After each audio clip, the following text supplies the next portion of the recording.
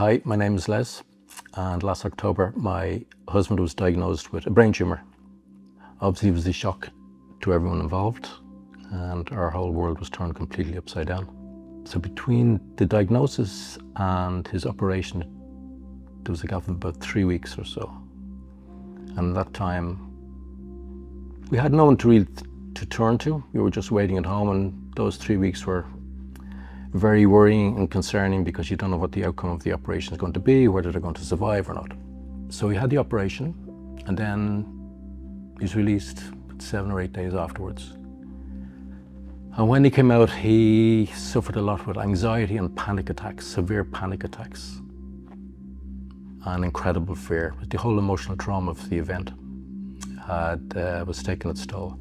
And I didn't know who to turn to. So my only resource was I phoned the ward that he had been in, and they suggested, initially we thought it might have been the tablets were contributing to his crying and anxiety, even though myself I thought it might have been just emotional trauma. So they suggested, the ward suggested he see a psychiatrist. The psychiatrist attached to his ward was unavailable. So they suggested that we go to A&E in Beaumont, and somebody would meet us there. So reluctantly, I went to A&E because at the best of times, A&E can be a horrendous place for any individual.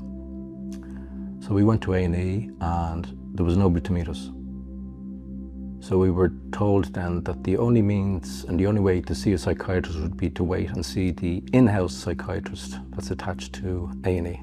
So where we had a patient then who had less than a month, a brain tumour operation, and now he's been asked to sit in A&E to wait and see a psychiatrist. So we waited 14 hours before we saw a psychiatrist.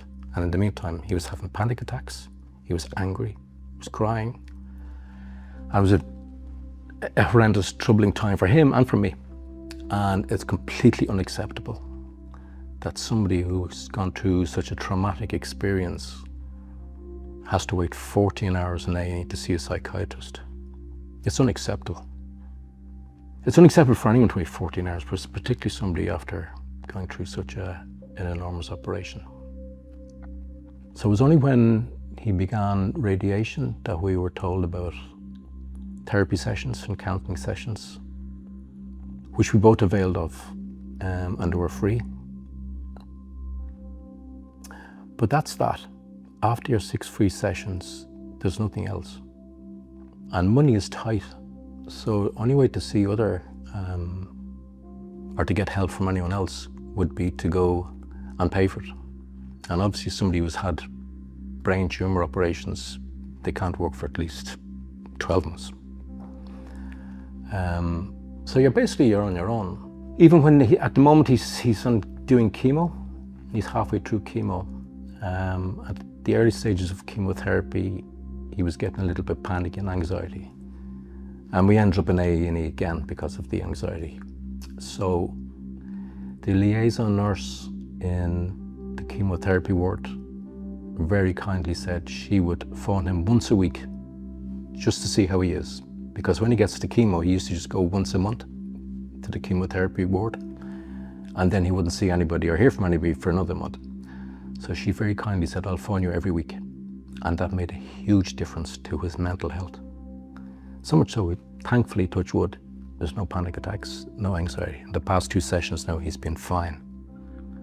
But it's the fact that there was somebody there for him, that he was able to reach out to. I think it's vitally important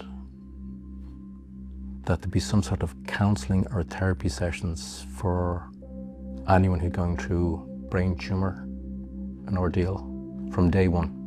As soon as they're diagnosed, I think there should be some sort of service available to people, and they should avail of it throughout the whole time they're doing their treatment.